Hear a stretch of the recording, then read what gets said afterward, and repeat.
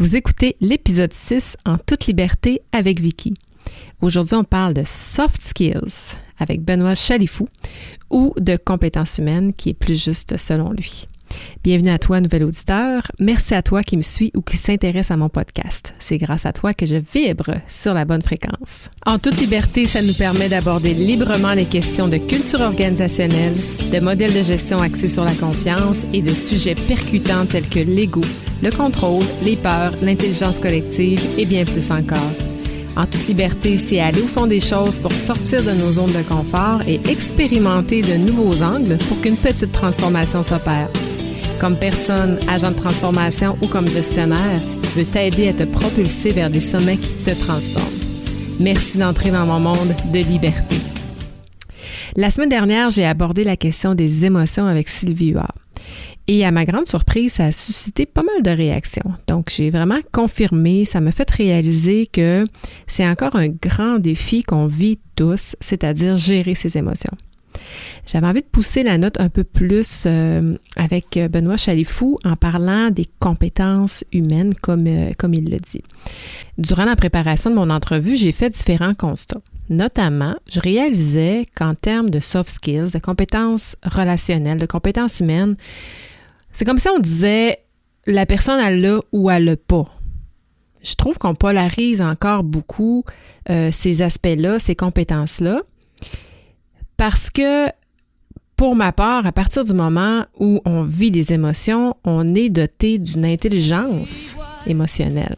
Donc, c'est un peu dans cette optique-là, dans cet esprit-là que j'ai eu mon entretien avec Benoît. Je voulais vraiment qu'on aille au fond des choses, qu'on comprenne l'importance de développer ces compétences-là.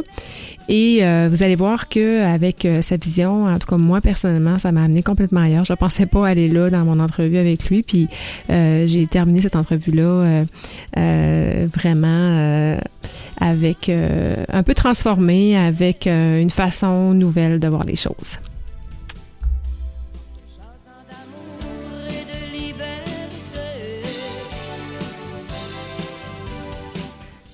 Benoît Chalifou est conférencier international dans les domaines des soft skills, de la vente et de la diversité dans le secteur des affaires. Vous allez voir, il a donné énormément de conférences, plus de 1000 conférences au sein d'entreprises de toute taille, soit au Canada, en Afrique et en Europe. Il enseigne à l'École des sciences de la gestion à l'UQAM, l'Université du Québec à Montréal, ainsi que dans plusieurs écoles de commerce en Europe.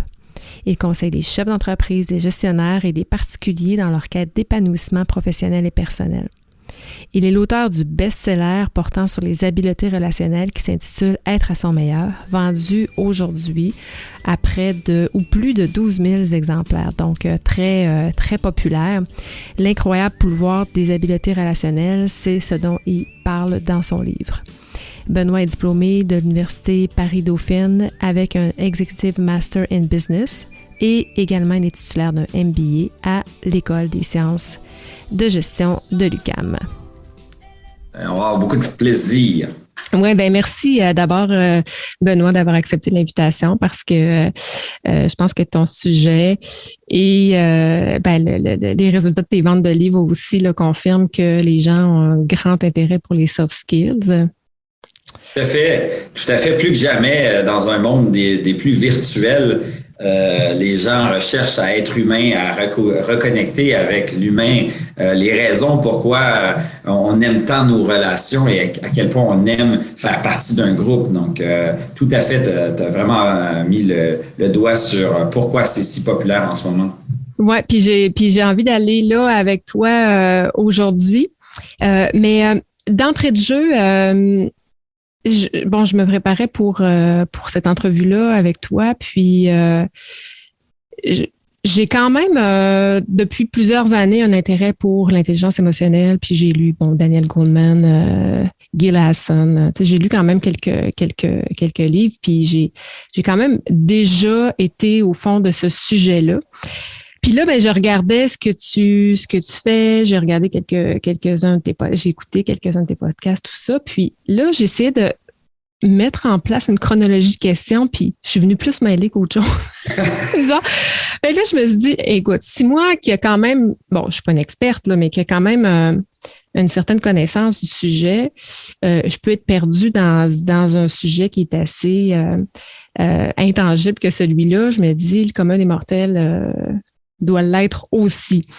Fait que j'ai pas envie qu'on parle de définition des soft skills parce que, écoute, on va googler ton nom, Benoît Chalifou sur Google, on va avoir des podcasts, on va avoir des articles de journaux, il y a un paquet de choses que tu as vu. Moi, j'ai vu plein d'affaires là, que tu as fait, que tu as réalisé.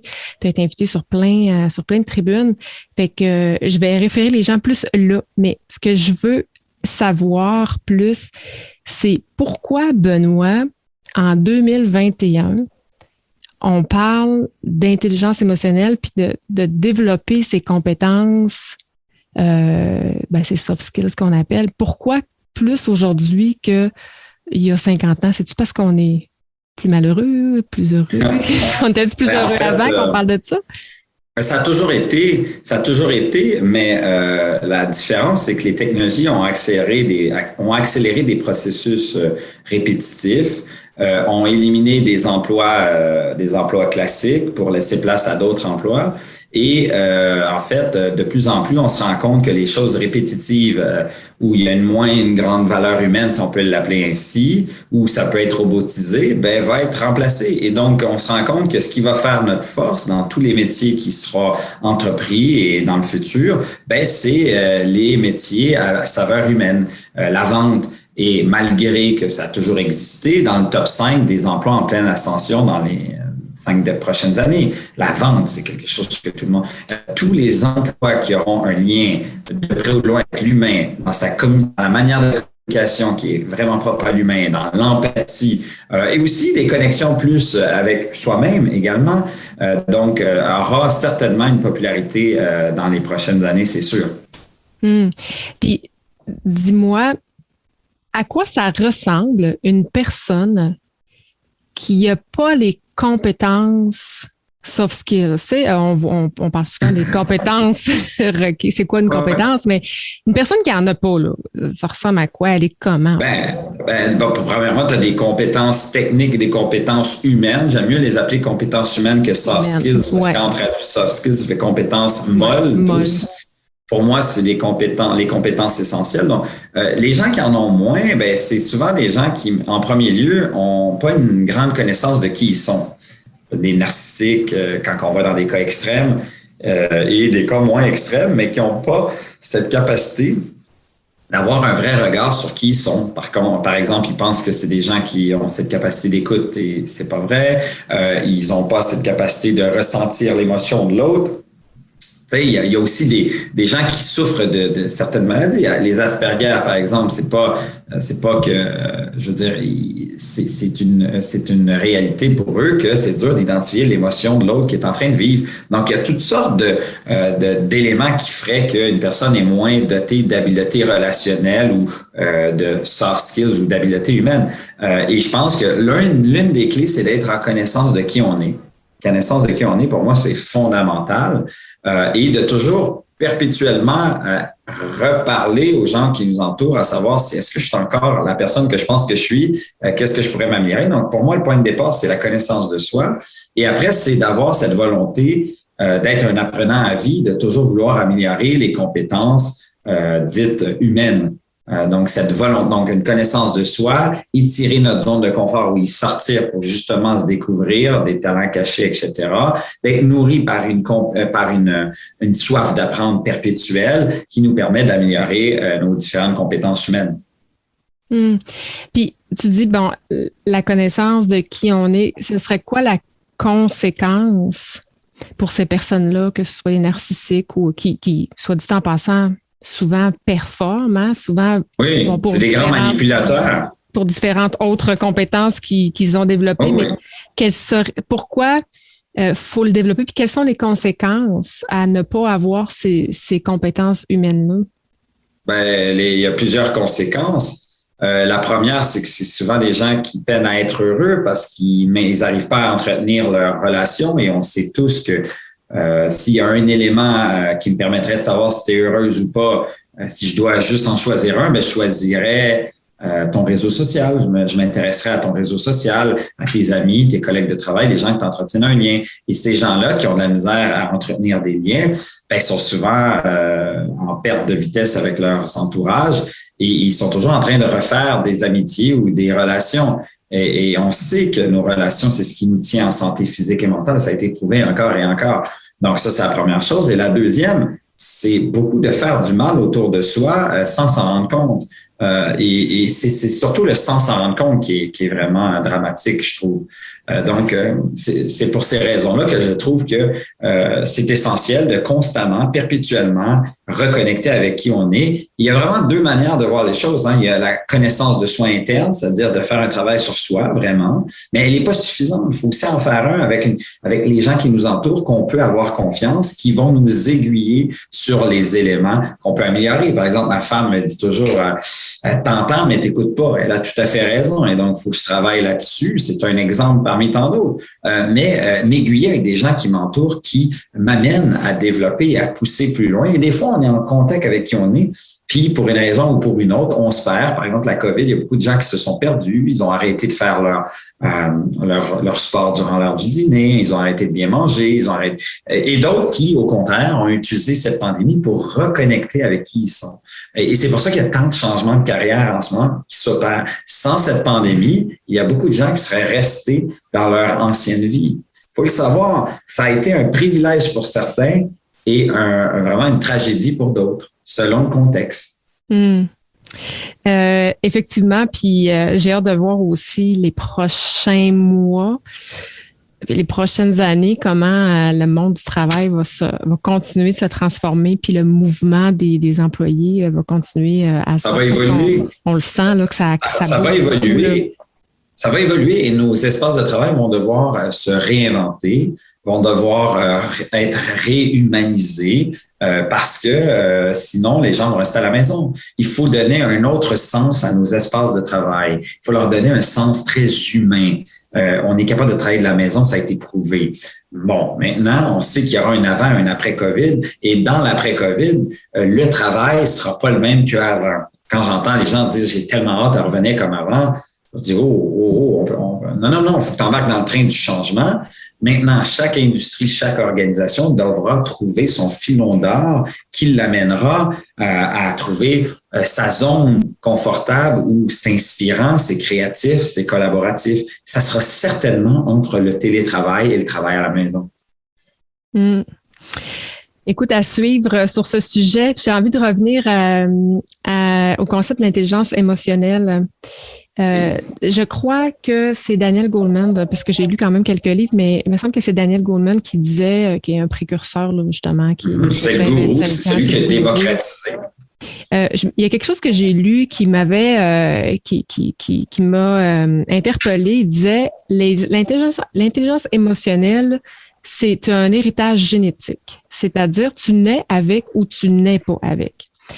Et si tu nais avec, c'est tel que tel parce que tu vas avoir plus de facilité à développer tes compétences humaines, puis tu vas avoir plus de facilité à rentrer en relation, tout ça. Mais si tu n'es pas avec et que tes parents n'ont pas hérité de ce gène-là, bien, le développement de l'intelligence émotionnelle est souvent laissé à la société qui, par la bande, est pris en charge par l'État plutôt, est pris en charge par les maisons d'enseignement parce que c'est eux qui, dès l'élémentaire, le secondaire, tout ça, nous éduquent. Et si je poursuis là-dessus, je me dis, quelqu'un qui n'a pas le gène, ses parents n'ont pas le gène, il arrive à l'école, on ne l'a pas développé au niveau de son intelligence émotionnelle, au niveau de ses compétences, arrive à l'âge adulte, c'est quelque chose qui n'a pas nécessairement développé. C'est sûr que ça tend à changer parce qu'on le voit, là, les jeunes dans les écoles, je pense que tu as des jeunes enfants aussi, mais on le voit là, dès la maternelle, commencer à aborder les émotions, tout ça. Tu penses quoi, toi, de justement, puis en plus, t'es enseignant, t'as enseigné, tu penses quoi? Puis je t'ai entendu dire à un moment donné que dans les écoles de commerce, justement, c'était pas assez présent mais t'en penses quoi de ça? Je pense que le premier l'enseignant le plus important d'un enfant, c'est le parent. Et donc, oui, il y a, comme dans tout, Vicky, dans tout, à mon humble avis, il y a une partie innée et il y a une partie qui se pratique. Et c'est pourquoi on voit des gens très talentueux, jeunes, dans peu importe quoi. Ça peut être un sport, ça peut être une habileté quelconque, qui est très talentueux, c'est un talent inné, mais qui ne livre pas d'autodiscipline, de rigueur dans ça, et qu'à un moment donné, quelqu'un qui a moins ce talent inné le dépasse parce qu'il a travaillé très fort sur le long terme. Et donc, moi, je pense que ce que tu dis fait vraiment du sens, c'est exactement ça. Il y a des gens qui sont de manière plus innée, proches de leurs émotions, d'une certaine intelligence émotionnelle, comme le quotient intellectuel, par exemple. On est avec un certain quotient intellectuel, on peut le pousser plus loin, mais ça prend beaucoup de travail. Alors que l'intelligence émotionnelle est quelque chose qu'on peut travailler plus facilement si on est entouré de gens qui nous donnent de l'amour, parce que l'intelligence émotionnelle, évidemment, ça se fait mieux lorsqu'on est entouré d'amour. Et c'est un catalyseur important. Sinon, on a de la misère à s'améliorer. Et par la suite, effectivement, dans notre cursus, je trouve ça fascinant qu'on mette si peu d'emphase sur ça. Je donne un exemple. Je demande aux étudiants de l'ETS ou Polytechnique, quand j'enseigne où je fais des interventions dans ces écoles d'ingénieurs, je leur dis quel est le pourcentage, je leur demande après, lorsqu'ils sont sur le marché du travail, quel est le pourcentage des problèmes que vous rencontrez dans votre quotidien au travail qui représentent des problèmes techniques. Et les gens me répondent 10-15 %. Quel est le pourcentage des problèmes qui sont des problèmes humains? On me répond 80, 85, 90, 100 %. Je dis, quel est le pourcentage des compétences humaines qu'on vous a appris dans le cursus au total? 5, 10 %, tout au plus. Donc, on est vraiment en dictonomie. C'est un petit peu comme mon fils. Prenons l'exemple de mon fils, Martin, il a 6 ans. Il est en première année. Il est déjà en train de faire des présentations orales percutantes. Il y a un coach qui est un petit peu sévère avec lui. Il écrit aussi. Il commence à faire il est toujours plus détaillé. C'est des vraies éponges. C'est incroyable. Il lit. Il a une capacité de lecture déjà, modeste. Mais quand même, jamais dans son cursus, que ce soit à l'école primaire, au secondaire, au collège, à l'université, si ça se trouve, jamais on va lui offrir un cours sur l'écoute active. C'est quand même étrange. Parce que c'est la fondation avec qui, si je te dis, est-ce que tu aimerais ça avoir un conjoint qui t'écoute jamais? Bien sûr que non. Donc, il faut développer cette aptitude-là. C'est un exemple parmi tant d'autres, des composantes d'intelligence émotionnelle qui, malheureusement, sont pas mises de l'avant alors qu'elles sont essentielles. On voit des pépites d'or se dessiner dans des écoles de médecine spécialisées. J'en ai vu en Suisse, au Danemark et ailleurs, où c'est les précurseurs, un peu comme pour Daniel Goleman, l'intelligence émotionnelle, où ils sont en train de mettre des cours d'empathie d'une manière très rigoureuse à l'entrée des cursus. Parce qu'un médecin qui est pas empathique avec son patient, qui le traite comme un objet, je peux te dire. Après, c'est pas de ramener le côté empathique, émotif chez lui, mais de savoir que l'autre vit une émotion X et de le traiter avec cette émotion-là. Donc, c'est des exemples comme ça, mais je suis tout à fait d'accord avec toi.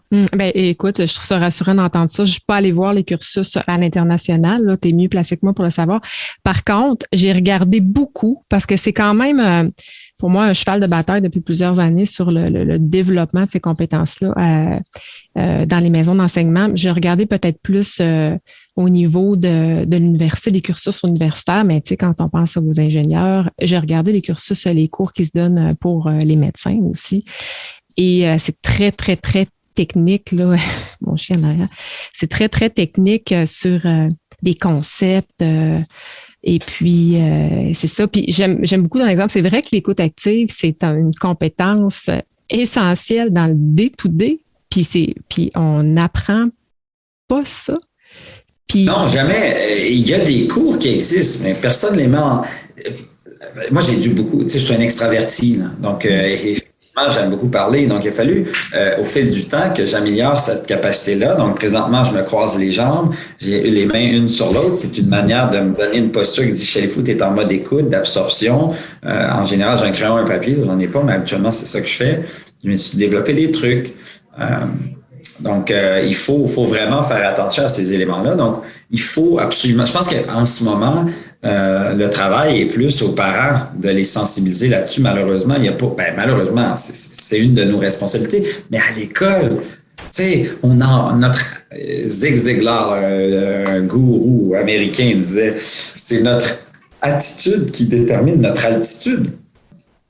C'est tellement vrai. Les gens qui ont une intelligence émotionnelle supérieure à la moyenne, c'est des gens qui progressent plus facilement dans les organisations parce qu'ils savent lire les gens, ils savent comprendre le besoin de l'autre, ils savent connecter avec les autres et que les gens l'apprécient parce que effectivement, les gens qui ont une intelligence émotionnelle développée, c'est des gens qu'en général, on a tendance à dire ils sont sympathiques, ils sont-tu gentils parce qu'ils s'adaptent, ces gens-là, ils sont toujours en train de s'adapter face à l'autre personne. Qu'est-ce que tu penses de la place des entreprises justement dans ce développement des compétences humaines? Penses-tu que les entreprises ont un rôle à jouer pour aider les générations qui n'ont pas été formées? Je veux dire, là, ils sont rendus sur le marché du travail. Est-ce qu'ils ont une responsabilité ou pas? Ben, écoutez, ils ont une responsabilité s'ils veulent que leur organisation poursuive cette performance. Parce que sans des humains interconnectés, collaboratifs, empathiques, à l'écoute, ça crée des climats très toxiques et rapidement, l'individu qui était au cœur de la raison de pourquoi ça fonctionne ou pas, fait en sorte que l'organisation est rapidement en péril.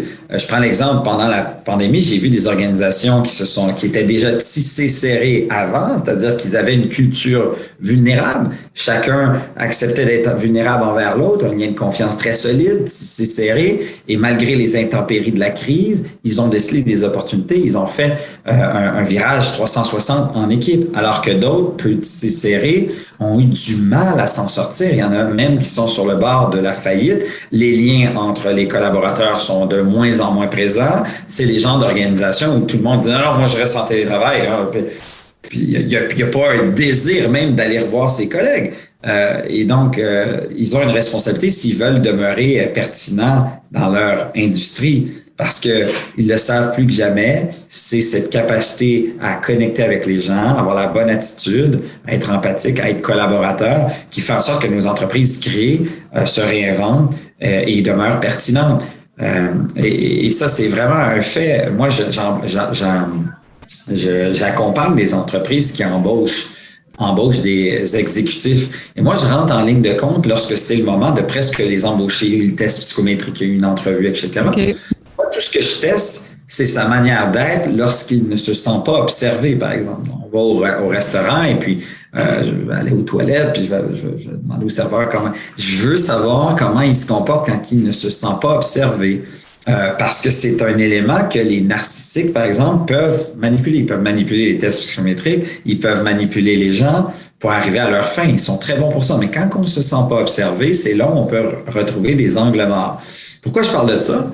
C'est parce que j'ai remarqué qu'on aurait beaucoup, beaucoup plus avantage à arrêter de regarder le haut du CV et plutôt aller voir le autre intérêt. Violoniste de haut niveau toute sa jeunesse. Taekwondo, champion canadien. Toutes ces aptitudes qui cachent une rigueur, une autodiscipline, des belles valeurs, etc., etc. Ce qu'on cherche, c'est des gens qui sont curieux, qui ont une capacité intellectuelle, qui ont envie de réapprendre à apprendre constamment. Parce qu'on sait que la tâche qu'on fait aujourd'hui va être inventée demain. On va avoir le bon état d'esprit. On va avoir la bonne attitude et le bon état d'esprit. C'est ça qu'on veut. Ce que tu as fait, c'est une fondation comme tous les autres étudiants, comme tous les autres candidats. C'est pas ça qui est important. Parce que si tu as la bonne attitude et tu as le growth mindset, cet esprit de croissance, bien, tu vas certainement être ouvert à te réinventer ou à changer tes façons de faire et tu vas certainement avoir la bonne attitude pour le faire. C'est bien dit, je trouve. Écoute, tu disais, j'accompagne des entreprises. Je trouve ça super fascinant parce que c'est vrai que quand on n'est pas observé, on est à notre naturel. Comme par exemple, à la maison, tout ça, on est vraiment dans notre plein naturel. Donc, tu disais accompagner des entreprises à évaluer ça. Tu as ta conférence aussi dont tu parles, dans laquelle tu parles des soft skills. Oui. Est-ce que c'est des entrepreneurs, qui assistent en général à cette conférence-là, si tu me suis? Oui, j'en ai plusieurs, mais celle sur les soft skills, c'est une conférence que je donne à des entreprises. J'étais hier avec Bell, avec tous les employés de Bell d'une division. Ils étaient, je pense, 700-800. Okay. Oui, non, mais c'est ça, j'en donne tout le temps, tout le temps. Et c'est souvent dans les entreprises technologiques ou techniques où l'élément technique est très fort. Ils disent, moi, ma gang a besoin de compétences humaines parce que le technique, ils savent comment faire. C'est la collaboration, c'est l'empathie, c'est la communication, c'est l'automotivation. C'est ces éléments-là qu'on doit leur offrir, qu'on doit les entraîner pour qu'ils performent davantage. Donc, celle sur les soft skills, c'est dans les entreprises un peu partout au Québec et en France et dans le Canada anglais aussi. OK, dans le fond, les entreprises viennent vers toi puis ils disent, ils réalisent que leurs ressources ont besoin de développer leurs compétences. Tout à fait. Moi, j'ai été chanceux. Ouais, moi, j'ai été chanceux. Je me suis intéressé à ce domaine-là il y a à peu près 5 ans. Et j'étais un peu précurseur parce que les gens ne s'intéressaient pas trop à ça. Et j'ai lu, j'ai commencé à faire des conférences. Et là, avec la pandémie, j'ai écrit ce livre-là. J'étais à maturité. Et quand on est expert d'un sujet et qu'on écrit un livre, on se rend compte qu'on n'était pas si expert que ça. Et donc, ça nous permet de pousser les limites de notre sujet. Et avec la pandémie, les gens avaient plus de temps de lire. Et là, ça m'a vraiment propulsé d'une manière assez déconcertante. Les gens qui avaient le livre l'ont lu et là m'embauchent, alors qu'avant, c'était toujours du bouche à oreille. C'est d'ailleurs pourquoi on se voit aujourd'hui. C'est quelqu'un qui t'a parlé de... Donc, moi, j'ai jamais vendu un service de ma vie, là. C'est toujours du bouche à oreille et je trouve que c'est la meilleure manière de vendre. C'est de pas vendre. C'est le deuxième sujet d'une conférence que j'ai. Oui, j'ai vu aussi. Mais c'est pareil pour moi. Je déteste vendre. Mais non, on vend pas, on se fait acheter ou on donne envie. On donne envie aux gens qui nous écoutent d'en parler tellement. Le livre, c'est ce qui est arrivé. Les gens ont lu, l'ont tellement aimé qu'ils en parlent autour d'eux comme si leur vie en dépendait. Des fois, tu te dis, pardon, je connais même pas la personne, c'est-tu gentil, tu sais. Mais tu sais, les conférences, c'est n'importe quelle organisation. Je te donne un exemple. Un matin, j'ai reçu une demande de produits métalliques. Donc, c'est n'importe quelle organisation. J'ai fait toutes sortes d'organisations plus originales les unes que les autres, si je peux dire. Tu sais, par exemple, l'Association francophone du Yukon. J'aurais jamais pensé une conférence en français au Yukon. Ça, c'est une de mes tops là, que j'en revenais pas. Mais tout ça pour te dire que ce qui est formidable de ce que tu fais, Vicky, et ce que je fais, c'est que ça touche tout le monde. Ça touche tout le monde. Il n'y a pas une, je veux dire, l'intelligence émotionnelle ou les habiletés relationnelles ou les soft skills, nommez-les comme vous voulez, le savoir-être,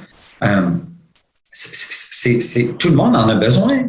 Que vous servez un client, que vous collaborez avec des partenaires d'affaires, que vous vendez un produit ou un service, que vous êtes un ingénieur ou un programmeur, on a tous besoin de ça. C'est la prémisse de base. Et ce même à la maison, encore plus à la maison, où on a tendance à se laisser aller et de revenir encore plus au naturel qu'à la maison, qu'au travail.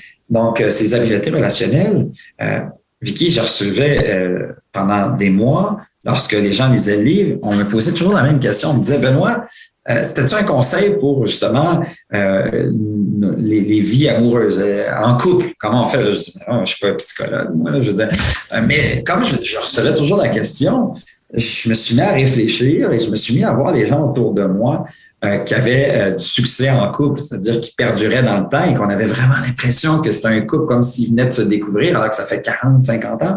Et je me suis rendu compte d'une chose. Les gens qui ont des arguments sans cesse, c'est-à-dire qui, lorsque nécessaire, ont un argument dans le respect. Les gens le couple amène chacun d'un côté et de l'autre leur point et ont un argument dans le respect et qui règle cet argument-là ou ce différent-là. Eh bien, c'est un couple qui est très en santé. C'est quand on décide justement de dire, ça va être trop lourd, je dirais pas. Et là, ça s'accumule. Et à un moment donné, quoi? Il n'y a plus de larmes. Et à un moment donné, quoi? Ils sont dans la même maison, mais un dort en haut, un dort en bas. Puis après ça, évidemment, ils se séparent quand ils le peuvent, parce que des fois, c'est le côté financier qui les retient dans la même maison. C'est-tu dommage, ça? Donc, pour moi, avoir un argument, avoir un différent, c'est un indice que ton couple va bien si tu es capable de l'amener dans le respect et de le régler. Mais c'est la même chose en entreprise. En entreprise, il y a des différends, il y a des arguments, puis tout ça peut se faire aussi dans le respect. Tout à fait. Les gens qui vont à ta conférence, parce que l'initiateur, c'est l'entreprise, bien souvent. Là, pas tout le temps, mais je comprends que c'est les associations, les associations. Donc, ça part d'un besoin qui ont entendu ou qui veulent proposer à leur groupe qui vont écouter la conférence. Mais après, quand les gens viennent te voir, parce que là, c'est la personne qui reçoit le message, pas le demandeur, c'est le receveur. Qu'est-ce que tu entends le plus souvent que fait résonner chez ces gens-là? Bonne question. J'ai constaté la même chose dans la lecture du livre. C'est la même chose que quand tu assistes à une conférence qui se veut inspirante, pas transpirante, parce que des fois, il y a des gens. Ouais. Mais non, c'est le même constat. Par exemple, un chef d'entreprise ou une personne qui va avoir 30 ans d'expérience sous la cravate avec une belle maturité, dans le livre, il va accrocher à la dernière partie du livre, par exemple. Il va vraiment être inspiré par la dernière partie, alors qu'un jeune dans la vingtaine qui se cherche va être vraiment accroché par l'autodiscipline. Parce que c'est souvent là où le bas blesse à son âge et dit « Oh mon Dieu, c'est là où tout se détermine. » Et donc, dans la même chose, dans la même veine, une conférence, ben, selon où tu es rendu dans la vie, dans quel cheminement tu es, ben, tu vas être accroché à l'empathie. Mais si tu n'es pas accroché déjà à la communication, tu ne peux pas l'être à l'empathie. Il y a une séquence. Tu ne peux pas être empathique si tu n'es pas capable d'écouter l'autre. La communication passe par écouter l'autre. Donc, tu peux pas accomplir tes objectifs si tu n'es pas autodiscipliné. Tu peux pas garder le même boulot si tu connais pas le sens de ton travail. Je parle d'automotivation. Tu peux pas maintenir une relation en santé au travail ou à la maison si tu n'es pas en maîtrise de tes émotions, etc., etc. Donc, selon où tu es rendu, et des fois, on repart. Hein? Des fois, c'est un peu comme serpent-échelle. Hein? Des fois, on est rendu là, mais malheureusement, il y a eu un événement X et là, on est en burn-out, on est affolé, on a une crise d'anxiété et on repart en bas. Donc, je parle essentiellement de deux fondations qui sont la bonne attitude, l'attitude à avoir, le côté attitude. Tu sais, Vicky, lorsque tu penses à une collègue que tu as particulièrement appréciée dans tes expériences de travail, tu vas rarement me dire « Ah, était tellement experte ». Tu vas plutôt me dire « était tellement sympathique ». Mm-hmm. Bon, c'est le côté attitude qui ressort tout le temps. Bien sûr que le mécanicien que tu utilises depuis des années, il est expert, mais c'est pas pour ça que tu vas au même mécanicien depuis des années. C'est parce qu'il est sympathique. C'est un autre exemple. Il est gentil, il est serviable, il est toujours le sourire aux lèvres. Donc, l'attitude, c'est la première fondation que je partage. Et la deuxième, c'est le growth mindset. Cette capacité à constamment nourrir notre cerveau d'apprentissage nouveau, d'être un apprenant à vie. Malheureusement, sur les bancs d'école, tu as deux types d'étudiants. Tu as l'étudiant qui a un esprit figé. Il diplôme et il ferme les livres pour de bon. Il les rouvrira plus jamais. Et t'as un autre que c'est un apprenant à vie. Il a compris qu'il était là pour apprendre à apprendre. Donc, ces deux fondations sont importantes. Elles rallient les deux C que je m'amuse à partager. Le care, qui est lié avec l'attitude. Hein? Est-ce que tu te soucies vraiment de l'autre? Est-ce que tu crées vraiment une connexion avec l'autre? Et la compétence, le deuxième C, qui est en lien avec le growth mindset, la capacité de croissance d'être un apprenant à vie, parce que c'est simplement comme ça qu'on arrive constamment à être compétent ou à maintenir notre compétence dans le temps. Autrement, on devient obsolète. Et après ça, j'ai un coffre à outils que je partage qui inclut l'autodiscipline, l'automotivation, la maîtrise de soi, la communication et l'empathie. Et ça m'amène au point de bascule qui est la connaissance de soi. Parce que sans connaissance de soi, on ne peut pas s'améliorer dans ces éléments. Parce que de ce que je comprends, c'est que dans ton livre Être à son meilleur, que tu as sorti l'année dernière, tu donnes un peu la recette pour développer les compétences humaines, c'est ça? OK. Oui, tout à fait. En fait, ça a été vraiment une bénédiction, et j'aime pas trop le dire, mais on est entre nous. Mais ça a été une bénédiction, moi, la COVID, parce que j'ai jamais été capable de me poser pour écrire. Ça fait longtemps que je devais le faire. Et ça m'a propulsé comme quoi, des fois, lorsqu'il y a une tragédie, une intempérie, lorsque tu l'absorbes et que tu acceptes de souffrir un peu, ben, tu vas déceler une opportunité. C'est ce qui est arrivé. Mes contrats se sont tous mis à l'eau et le temps s'est arrêté et j'ai pris le sablier et je l'ai reviré. Je me suis mis à écrire le livre. Et après, qu'est-ce qui est arrivé? Ben, j'ai sorti une formation sur le livre qui marche très bien. J'étais justement ce matin avec un client. Si on accepte de voir ce qui se passe et qu'on le transforme en opportunité, et c'est pour ça que, je ne sais pas si ça t'est déjà arrivé, Vicky, certainement, ça arrive à tout le monde, qu'il y a des gens dans ton environnement que quand on t'appelle, tu dis « Ah, pas maintenant. Ah non, pas là. » Il y a des gens qui te prennent ton énergie. Il y a des gens que pour un contexte similaire, vont trouver un problème, alors que toi, tu vas trouver une solution. Ça te dit quelque chose? Hein, il y a les gens qu'on évite de répondre, c'est ça. Oui. Ça prend de l'énergie. Je passe en forme, je réponds pas. Exact. Oui, il y a des gens, je suis en entrevue, dès que je raccroche tout à l'heure, je vois l'appel, je rappelle. Parce que cette personne-là me donne de l'énergie. Oui. Et cette personne, quand elle a un contexte difficile, elle trouve toujours une opportunité au lieu d'un problème. La science s'est penchée sur pourquoi il y a des gens qui prennent ton énergie, des vampires d'énergie. Ah ouais? Et pourquoi il y en a qui te donnent de l'énergie? Pourquoi pour un même contexte nouveau, une personne voit une opportunité et l'autre un problème? Pourquoi? C'est un peu le même paradoxe. Qu'est-ce que la science dit là-dessus? La science, plusieurs choses ont été démontrées, mais une chose qui est vraiment facile à retenir, surtout si vous êtes un amateur de soccer, parce que c'est le TFC, Toronto FC. Je suis un amateur de soccer. TFC. C'est en anglais.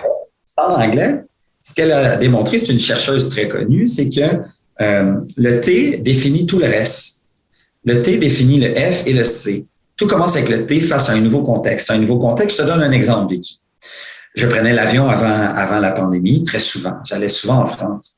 Et j'étais toujours au salon des jardins. Je prenais un verre de vin, je me farcissais un livre. Pour une fois, j'avais la paix. Parce que mes enfants n'étaient pas autour de moi. Et je disais toujours à ma femme que le vol était 2 heures plus tôt pour avoir un peu plus de temps. Il ne faut pas le dire à ma femme. Et là, mon petit verre de vin, ma petite lecture, la bonne bouffe. Et là, il m'arrivait de recevoir un message à l'intercom. Mesdames et messieurs, veuillez prendre note que le vol pour Paris sera en retard de 2 heures. Et moi, Vicky, lorsqu'on m'amène ce nouveau contexte, je n'y vois qu'une opportunité. Yes, un 2e verre de vin. Et si ça se trouve, je vais peut-être même finir mon livre et je vais être encore plus fatigué pour bien dormir dans l'avion. Mon thinking, le T, mon thinking a décelé une opportunité et non un problème. Et ça a amené un F, très heureux, le feeling, le sentiment.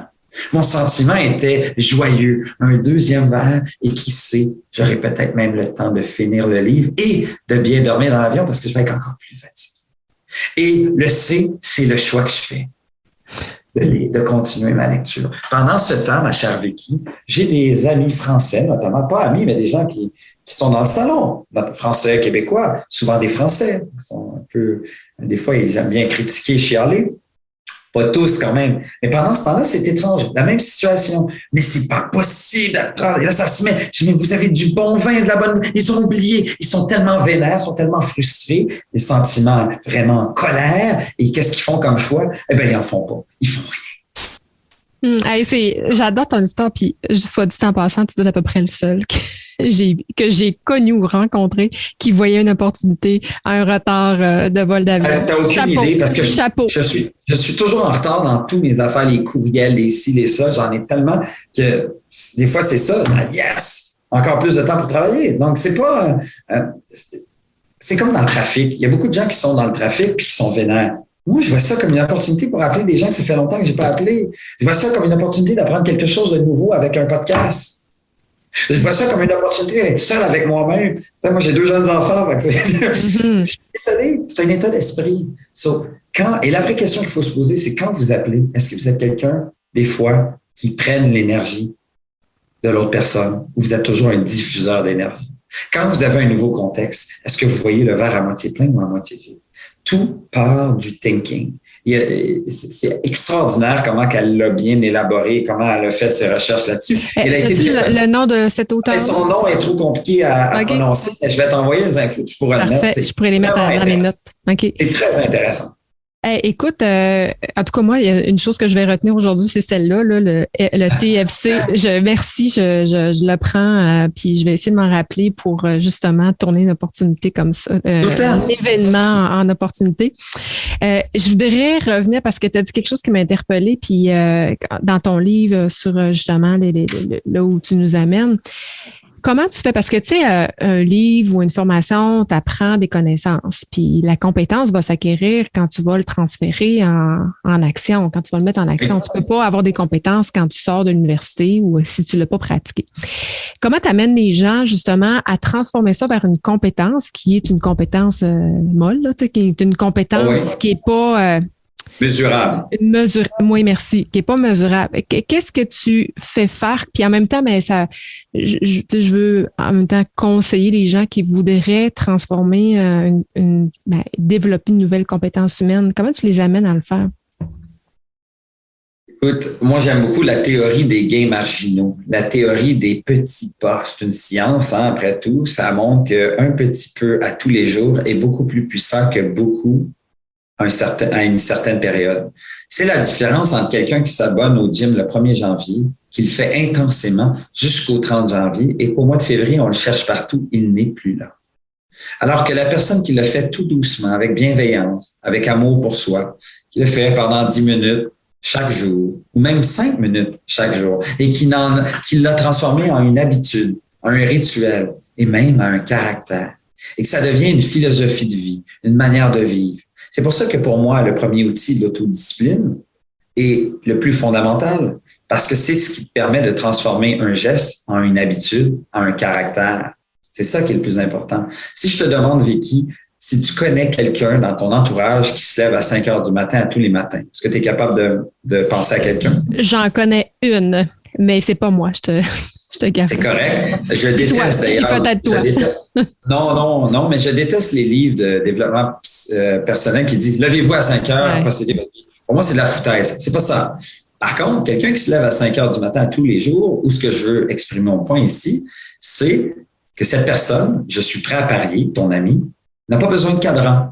Parce que ça fait tellement longtemps que ça fait partie d'elle. Mm-hmm. Elle fait un peu, elle a réduit son heure pour des raisons qui la regardent et c'est parfait. Elle a un sens de pourquoi elle le fait. Et à un moment donné, elle est à 5 heures du matin depuis si longtemps que ça devient un état d'esprit. Et c'est la même chose pour tous ces outils-là.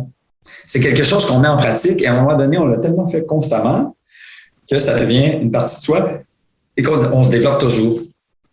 Donc, c'est vraiment pour moi la théorie des gains marginaux. Vous savez peut-être pas, mais il y a plusieurs recherches qui abondent dans le même sens que 1% mieux à tous les jours. 1%, c'est pas beaucoup, hein?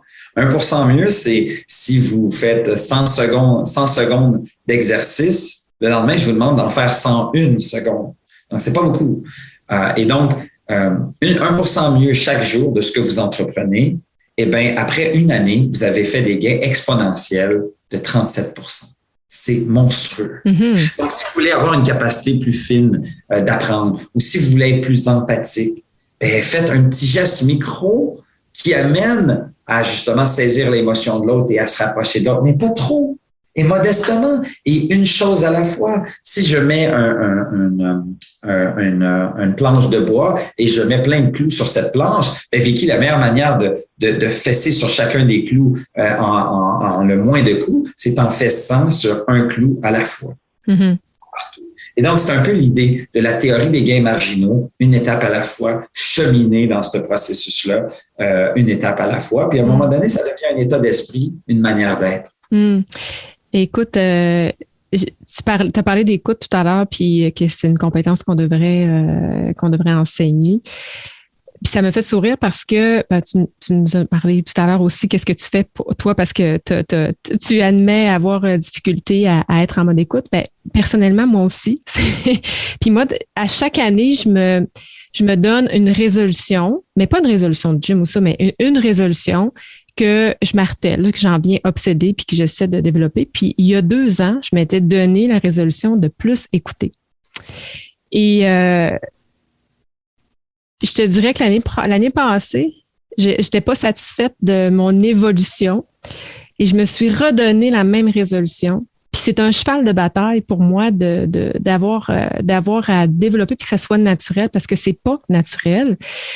Fait que ce que je fais, c'est qu'à chaque fois que je m'en vais à quelque part, je vais voir des gens, il faut que je me parle, il faut que je me prépare, il faut que je me planifie en me disant, OK, faut que tu poses 5 questions à chaque personne. Évidemment, j'y arrive pas, là, parce que dans le feu de l'action, ça se passe pas nécessairement comme ça, mais il faut tout le temps que je me parle pour arriver à avoir une meilleure écoute.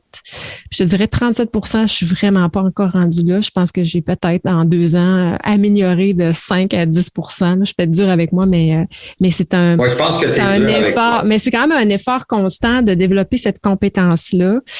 Et en tout cas, moi, je pense qu'il faut vraiment l'essayer, puis il faut se préparer, puis souvent en rencontre avec un employé, par exemple, pour un gestionnaire, mais si tu dis, bon, OK, je me prépare, je vais essayer telle affaire avec cette personne-là, bien, tu verras les conséquences, tu verras comment la personne réagit. Et des fois, on se rend compte que, oups, ça a bien été. Ben oui, puis on peut aller, je vais te nourrir de quelques réflexions que j'ai là-dessus. La première, c'est que écouter quelqu'un, c'est souvent, surtout en cette pandémie, le plus beau cadeau qu'on peut offrir à la personne devant nous. Parce qu'on est en train de lui montrer qu'elle existe dans certains cas. C'est puissant l'écoute. Et l'autre chose, c'est Serge Bouchard qui disait, il est décédé, l'anthropologue, il disait il faut cultiver sa naïveté. Et c'est pour ça que moi, quand je suis devant quelqu'un, je vois ça comme une fenêtre d'opportunité d'apprendre quelque chose de nouveau à propos de quelque chose que je ne connais pas. Alors que quand je partage mes propos, c'est des choses que je connais. Et donc, c'est pas une fenêtre d'opportunité pour apprendre quelque chose de nouveau. Et c'est pour ça que j'aime tant poser des questions, comme tu l'as si bien dit, et de passer des questions macro à des questions micro. Oui, OK. Par exemple, si on demande d'où tu viens, ton nom, je viens d'Afrique. D'Afrique, c'est 54 pays, mais d'où? Du Sénégal. De quelle ville? Et de montrer que tu as vraiment un intérêt sincère. Tu es intéressé et non intéressant. Ça, je trouve ça intéressant. Voilà. C'est tellement un beau mot de la fin, Benoît. Je retiens deux choses. Je retiens tout ce qu'on a dit aujourd'hui, mais deux choses qui m'ont interpellé plus, là, le TFC, le Thinking, Feeling, Choice. J'imagine que ça doit être Choice. Et oui, les cinq questions, mais passer du macro au micro. Ouais. Puis c'est vrai qu'on se sent important quand les gens nous posent des questions. Puis moi, je remarque ça quand les gens me posent des questions, puis qu'est-ce que tu fais? OK. Puis là, ils continuent. C'est donc bien le fun. Puis on reste avec un sentiment positif de cette personne. Qui s'est montré intéressé, pas intéressant. J'ai toujours arrêté. Vous savez, juste pour clôturer, il y avait un sondage, des quelques recherches qui ont été faites dans cette sphère-là, avec les gens qui faisaient du service à la clientèle. Puis on s'est rendu compte que même s'ils devaient servir le client, ils ramenaient toujours le je. Ils parlaient avec le je plutôt que le vous ou le tu. On ramène toujours vers soi au lieu d'aller un peu plus loin. D'aller dans des questions plus fines, plus détaillées qui montrent que vous êtes sincèrement intéressé. En tout cas, moi, je vais pratiquer ça. J'invite les gens à le faire aussi. J'espère que ça va résonner autant que ça résonne pour moi, parce que je me vois en action bien souvent. Puis oui, on ramène ça au jeu. Puis c'est quand même naturel de le faire, mais je m'engage personnellement avec moi-même à le tester davantage. Merci beaucoup, Benoît. Ça a été merci un beaucoup, super échange. Merci de m'avoir reçu.